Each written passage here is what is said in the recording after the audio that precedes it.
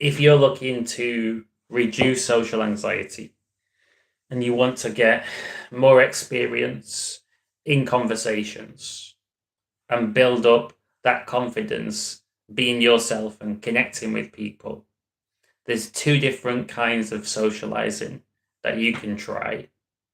And I personally think it's best to practice both. The first kind is structured. This is where there's a planned group activity which you attend. For example, perhaps you're into photography and you go to a photography social where people meet up at an arranged time. They go out and take different photos and they share their photos with each other. Because people are there for a planned activity, there's this unspoken agreement that people there are open to socializing. And what this means is that you're more likely to be received warmly if you're starting conversations with people at this group. It can also take the pressure off because there's a shared activity and a shared plan. There's some common ground to talk about right away, and it's not so personal. It's not about you and the other person. It's about something outside of both of you, that shared activity. In this example, the photography social.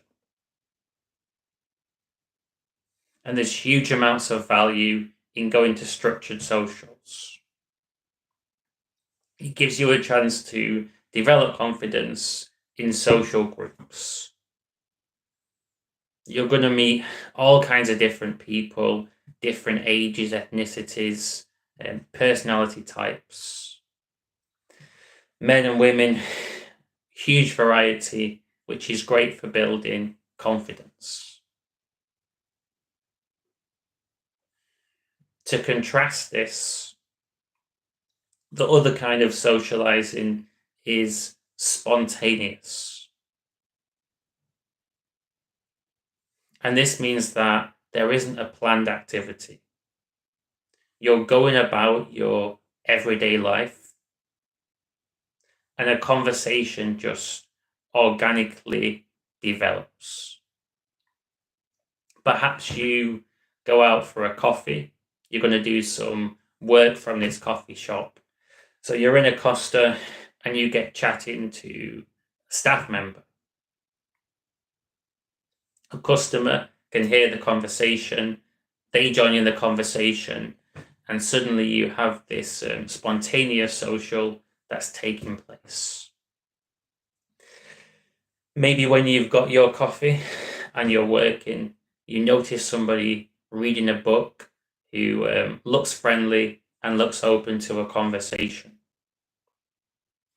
And you say some friendly comment, gets well received, and you're in a conversation with that person in the coffee shop. This would be spontaneous socializing. And the great thing with this kind of socializing is that it fits in with your schedule. So unlike structured where someone else has organized it, so it's at an agreed time and agreed place. Spontaneous socializing just happens when you have the time and you're in some public space. The other great thing is that there's less rules. And it gives you that window and opportunity to practice. You can practice all the basic social skills that are going to help you get more confident. You can view this as your training ground to catch up with lost time, to to make up for perhaps time spent being isolated. And there's so much value in both kinds of socializing. So when I moved to Birmingham from Manchester when I was 18, I gravitated quite a bit to the spontaneous kind of socializing.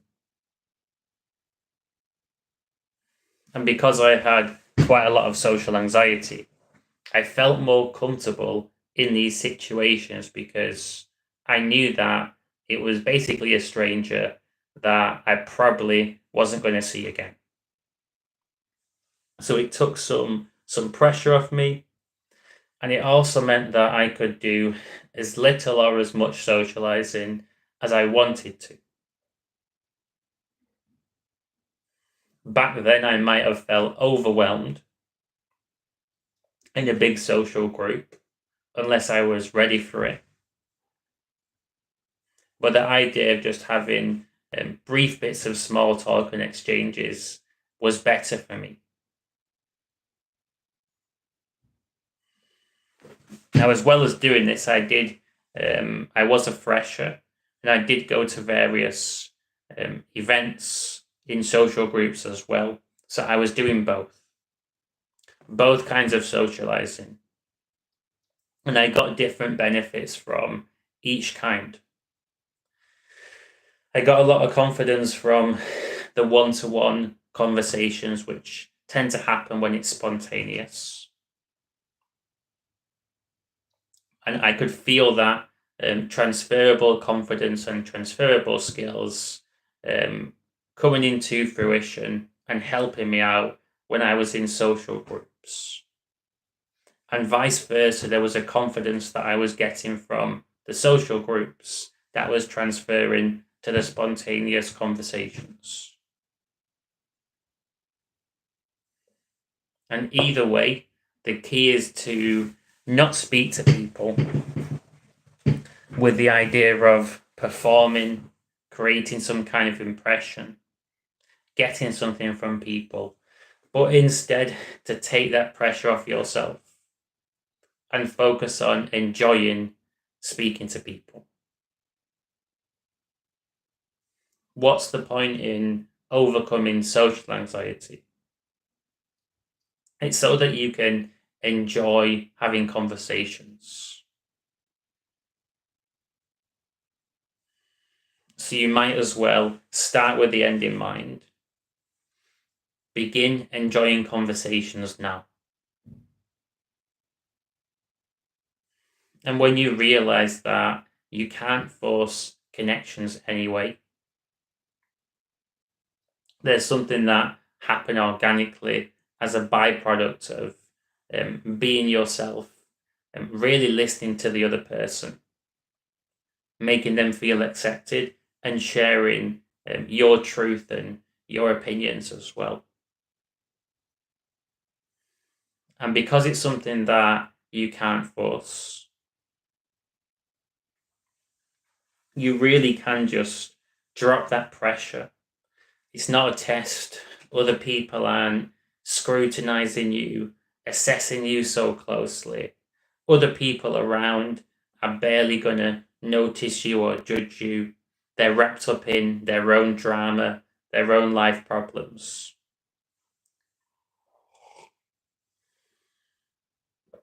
And the sooner that you can change your mindset and start to worry less, start to enjoy more, the sooner that you're going to make progress, chipping away at that anxiety.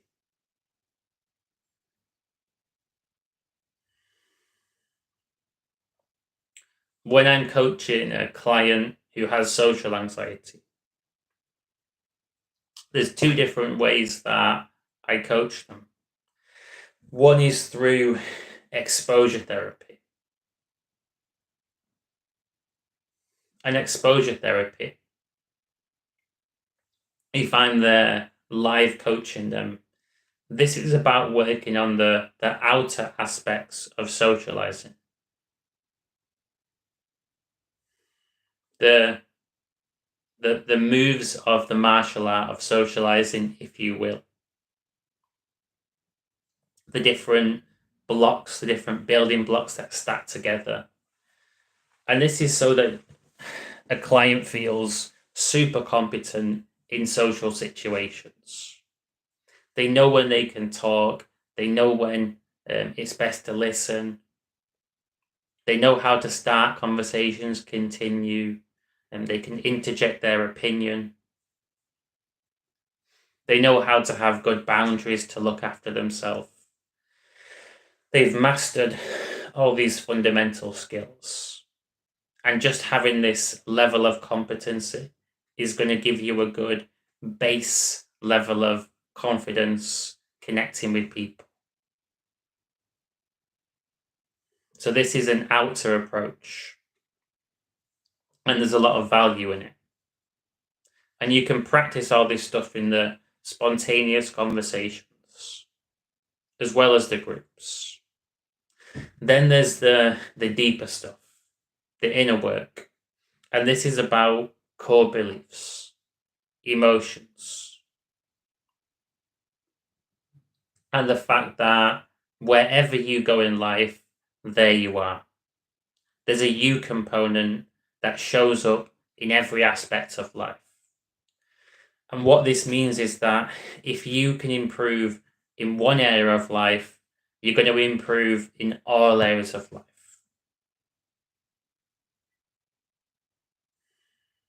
So the inner work, this will help someone feel more secure in themselves in general, which is beneficial in all different kinds of social situations.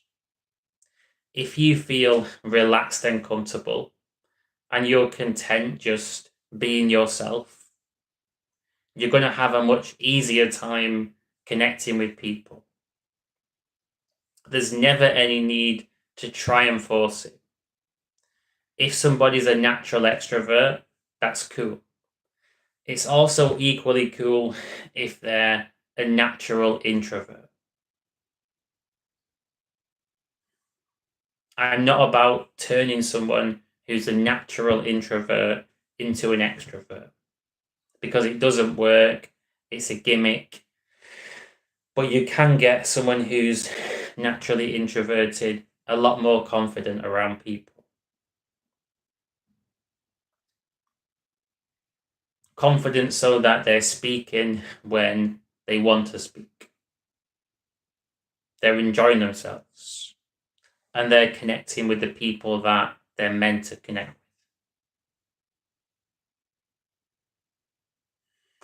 So if you're looking to chip away at your social anxiety, try doing both kinds of socializing. If you're currently doing one but not the other, you can expand to do both.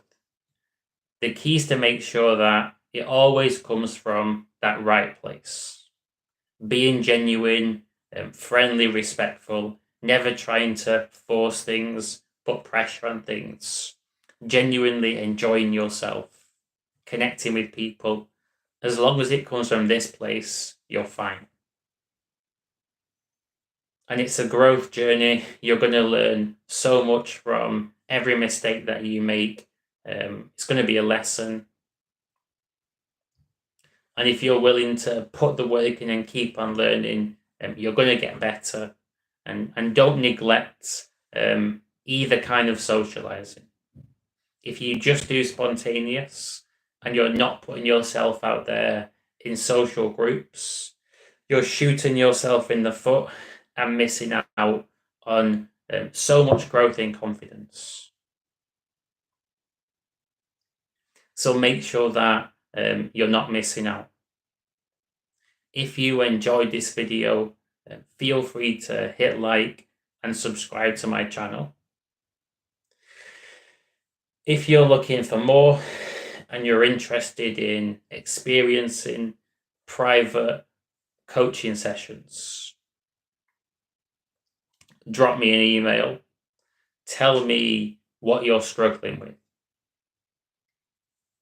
And if I have experience which aligns with where you're looking to grow, then I'll get back in touch with you. We can book a session and we can make this work. Until next time, hope that you have a great rest of your day.